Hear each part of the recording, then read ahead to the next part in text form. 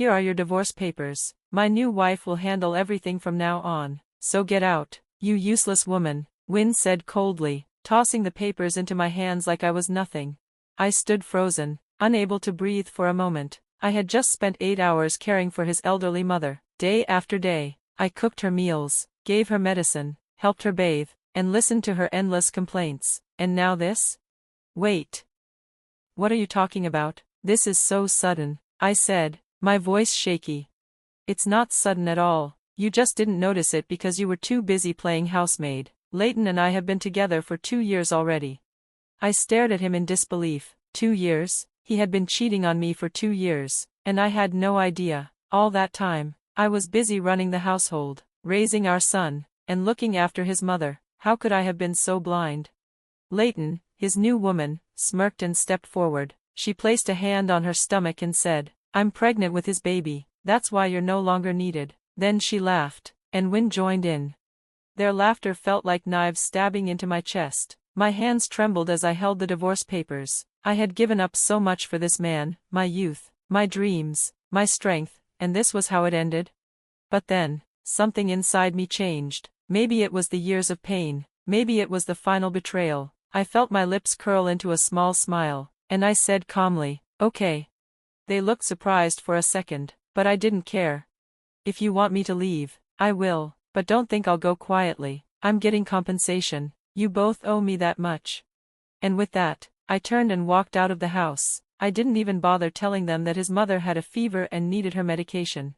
My name is Anna. I'm 41 years old. For 15 years, I was a housewife, married to Win. We had a son named Flynn, who is now 15. Win and I got married when I was 26. We didn't have a wedding ceremony because I was already a few months pregnant when we found out. His mother, a very traditional and proud woman, never forgave me for that. When we went to tell her about our marriage, she frowned and said, what am I supposed to tell my relatives? That this was a shotgun wedding? Maybe your family doesn't care about such things, but we do.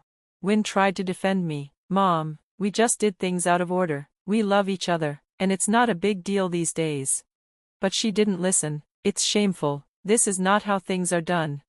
His father, thankfully, was different. He welcomed me warmly and was happy to hear about the baby. He convinced his wife to accept our marriage, but she never really did. She called me that shameless woman even years later. When Flynn was born, her attitude seemed to change. For a little while, she was overjoyed to be a grandmother, but instead of simply loving her grandson, she took over everything. She would come to our house early in the morning, walk straight in without knocking, and snatch Flynn from me if he so much as whimpered. I felt like I wasn't even allowed to be his mother. At first, Win supported me, but once Flynn was born, he changed. It was like he thought his job as a husband and father was done. One night, I tried to talk to him. Don't you think your mom is being too involved with Flynn? She doesn't let me do anything as his mother. He sighed as he loosened his tie. She just loves him too much. Try to be more understanding. But I'm his mom, Win. It's not right that I can't even feed or comfort my own child. You're overthinking things. Besides, shouldn't you be happy you get some time to rest while she watches him?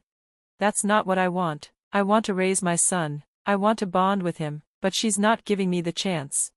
Geez, stop making a big deal out of nothing, he snapped and walked away.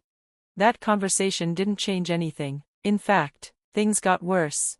One day, when Flynn was about 5 months old, I was in the kitchen making his baby food. When I walked into the living room, I stopped cold.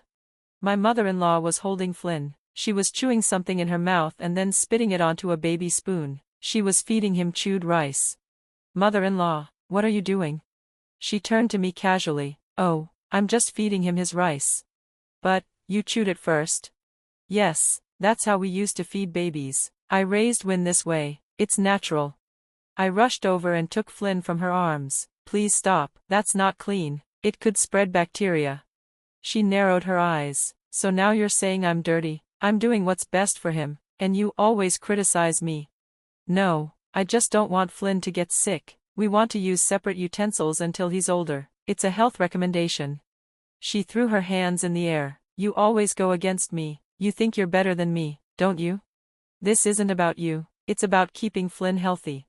That was the final straw for her. She stormed out of the room. muttering insults under her breath.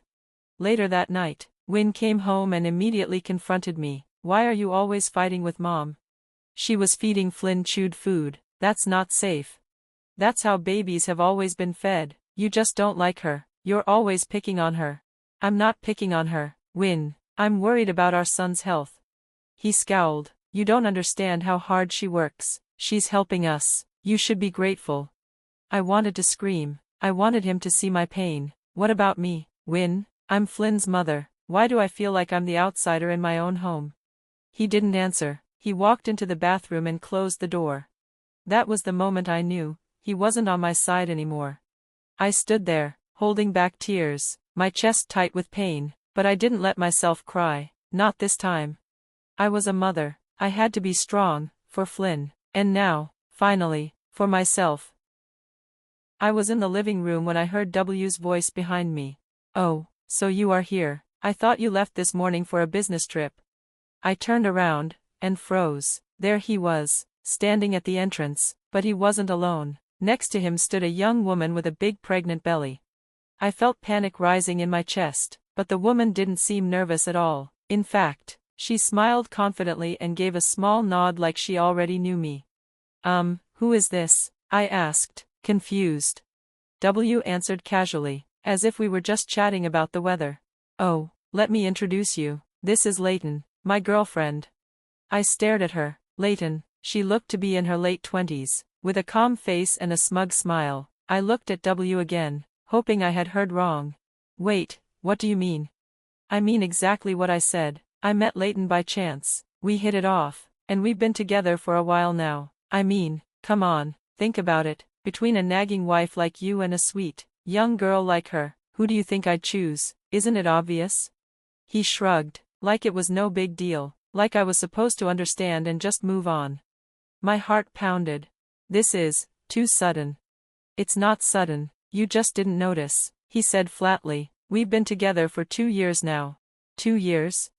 I couldn't believe it. He had been cheating on me for 2 whole years, and I had no idea. I stood there, stunned, like my brain couldn't catch up. W looked at Leighton. Go on, tell her. Leighton stepped forward and spoke in a voice that was calm but full of pride. I'm pregnant with his child. 8 months, it's a boy. She gave me a smug smile, then added in a mocking tone.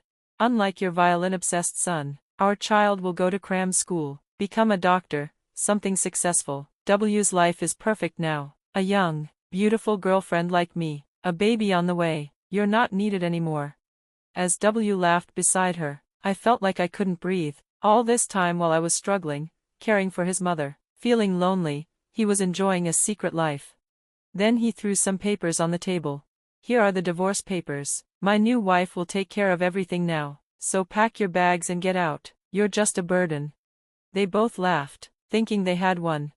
I clenched my fists. My shoulders shook, not from fear, but from anger. Something in me snapped. I slowly smiled. Okay. They looked shocked. That wasn't the reaction they expected. I walked closer and smiled even more sweetly. Finally, you said it. They were both confused now, their smugness fading. I've had enough too. I don't want a husband who cheats, who ignores his wife and son. If you want me gone, I'll go, but don't think you're getting away with this so easily. I'll be taking compensation. W's smile vanished. Compensation? What are you talking about? You cheated. That means you have to pay for the damage you caused. $30,000 each. 30,000? They both shouted. Yes, I'll only take lump sum payments. My lawyer will contact you soon. Their faces turned pale. They didn't expect this. I grabbed the divorce papers from the table. Don't think you can file these without me. I'll make sure the court stops it until we finalize everything. And I'm taking Flynn. You just ruin his life anyway. I turned to leave.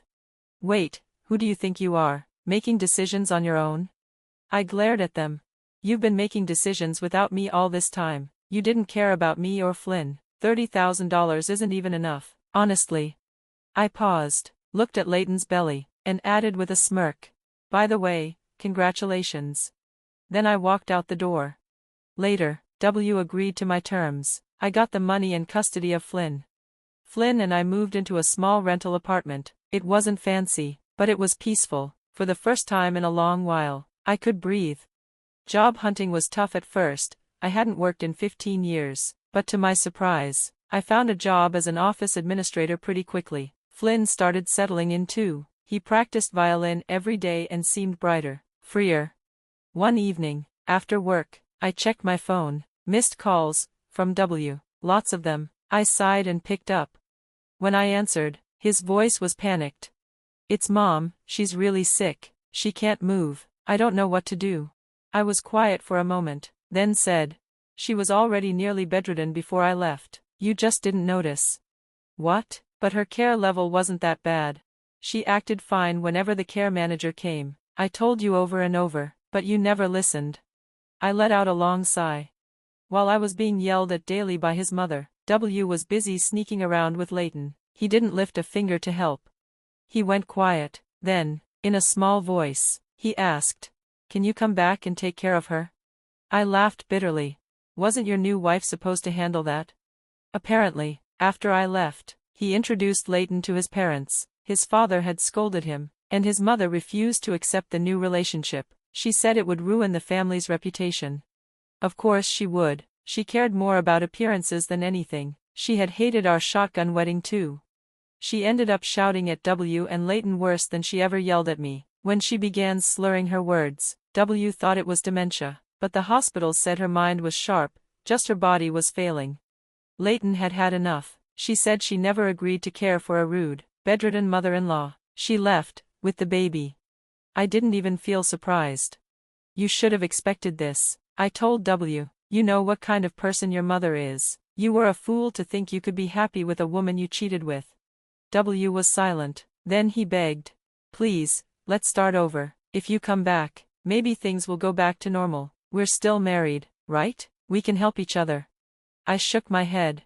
"Help each other? You mean I take care of your mom while you relax and do whatever you want, again?" "No, I'm serious. I've learned my lesson. After you and Flynn left, I realized how important you both are." I cut him off. "No, you only come back when you need something. I'm done being your backup plan." Then I hung up.